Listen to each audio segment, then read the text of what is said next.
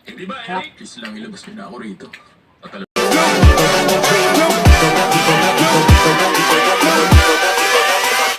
Hold up.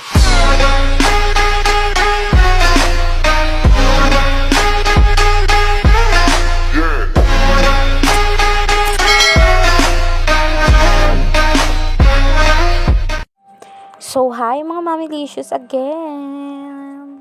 So, ayun nga guys, gagawa nga tayo dahil may napanood ako sa YouTube, kaya gagawin natin.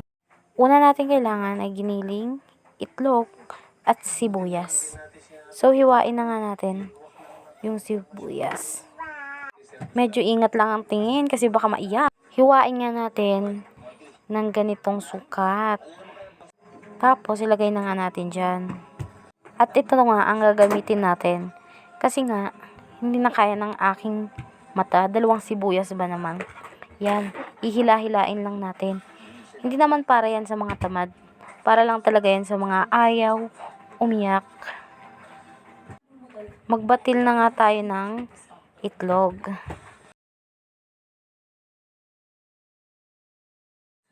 Tapos, halu-hiluin na nga natin. I-mix na natin. Yan ang mga kailangan natin ngayon. At lutuin na nga natin. Yes po, portable ka lang yan. Pang sangyupsal, ganun. Painitin na nga natin yung kalan. At pag mainit na, ilagay na natin yung mantika. Pero siguraduhin mong mainit muna yung kalan bago ilagay yung mantika, ha? Tapos ganyan-ganyan lang natin para kunwari chef daw tayo. So, ilagay na nga natin ang sibuyas. Grabe be. Tulong mga luha ko dyan. Nung pinaghihiwa ko yan. Tapos ihalo-halo na nga natin. Ganyan. Diba? Halos kalalagay ko lang. Pero naamoy ko na yung sibuyas. Oo, ang bango. Pagkatapos ng ilagay na natin yung giniling. Ewan ko ba pero mas gusto ko yung ganyang giniling. Bukod sa timplado na kasi yan. Tapos masarap pa lalo pag pinapapak. Kaysa kasi yung mga giniling pa na hindi pa luto ganon. Ang hirap lutuin, ayan. Ang bilis-bilis lutuin. Tapos ayan na nga. I-mix lang natin. Hanggang maihalo na nga ng maihalo. Oo, be, grabe. Ang bango nito, be. Ihalo lang natin ang ihalo hanggang medyo mag-iba yung kulay niya. Tapos, mapapansin naman natin na yung giniling is medyo nagba-brownish siya kasabay nung sibuyas. Yan nga, ihalo lang natin siya ng ihalo hanggang sa umayos.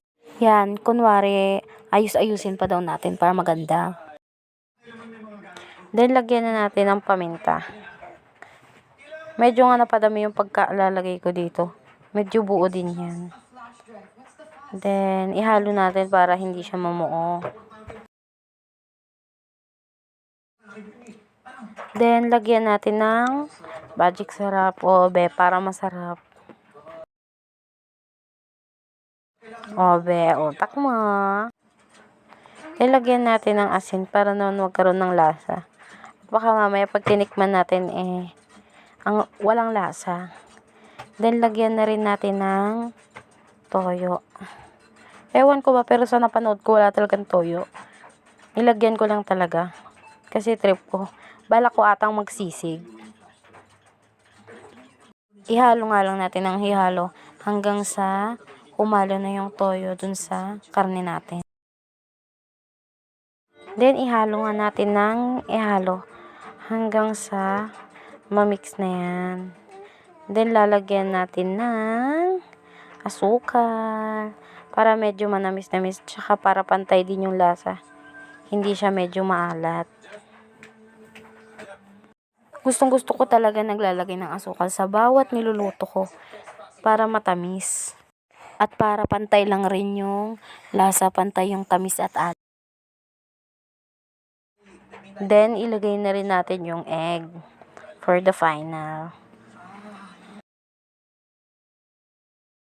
Then, ihalo-halo lang natin. Ganun. Tapos, siguraduhin lang natin na sobrang hina lang yung apoy. Kasi kapag malakas, magbubuo-buo yan. Hindi natin makukuha yung tamang mixture. Parang ganyan, o diba?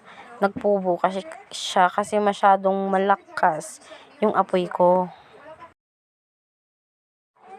So, ayan na nga. Luto na, oh. Yan na yung final natin. Ganito na nga siya. Then, kumuha na nga tayo para matikman natin kung perfect ba talaga.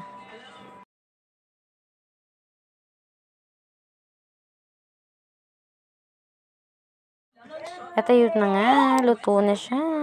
At ipapatikim na nga natin siya kay Lakay.